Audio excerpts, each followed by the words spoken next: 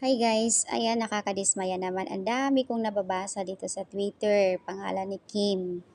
OMG.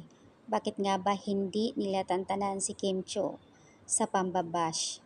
Yung iba kasi talagang feeling perfect na hindi naman sila perfect. Asyumera kasi masyado silang asyumera sa sarili. Yung palagi nilang binabash si Kim kung ano-ano nilang nakikita nila at may pagkukumpara pa at may mga previews na binabalikan na kisyo. Graduated kasi yung isa kasi hindi so ang layo. Pero doon tayo sa mga milyon-milyon ayon dito sa iba. Yung pinagkukumpara nila, ako mas gusto ko yung talagang limpak-limpak, milyon nakakatulong. Ay yung pinagmamalaki nyo na feeling perfect, wale. So ayan, ang daming pangalan ni Kim kahit sa Facebook, sa Twitter. Talaga naman itong mga netizens, mga bashers, mga bitter talaga ayaw tantanan si Kim Cho Yung nambabash kay Kim sila yung mga pretending, feeling perfect. Nako Kimi, continues to being kind and humble for your avid fans and all other people and you around. Marami nagmamahal sa iyo, hayaan nyo sila. Diyos ang bahala sa kanila. Perfect naman sila, perfect sa panggagaya, sa pagiging mga felinggera, perfect na pagiging bitter, mapait.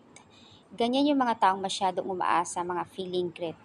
Kasi, kaya hayan tuloy, sobrang tiwala sa mga sarili, nagulantang, biglang nag-disappear ang gusto nila, tao. Sana kasi wag masyadong asyumera at wag magpa-feeling kasi hindi natin alam yung mga darating.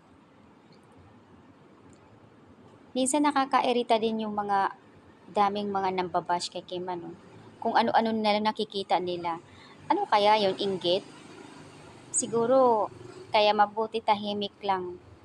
Hindi, tahimik lang si Kim. I mean, pag ibang mga, hindi naman sa pagkukumpara, pag ibang mga artista agad nagre-react. Agad may patutsada.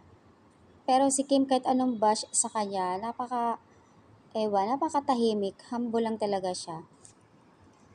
Yung mga fans lang talaga yung talagang nagpo-protect sa kanya. Dahil nga itong si Kimi na kahit anong bash sa kanya, hindi talaga matinag. Yung iba naman may pasabi pa, buti nga sa kanya kasi nung time na dapat yung WWSK sa Paunin pero napunta sa Kimpaw. Ayan, may mga sinasabi pa yung ibang mga bashers na dapat lang na maghiwalay sila at tama lang kay Kim Cho dahil babalik na si Paolo Avellino sa GMA. Ang dami nilang mga opinion masyado silang nangunguna. So, ayan, nakakaloka ang mga netizens kung ano-ano nilang pinagsasabi nila kay Kim Cho.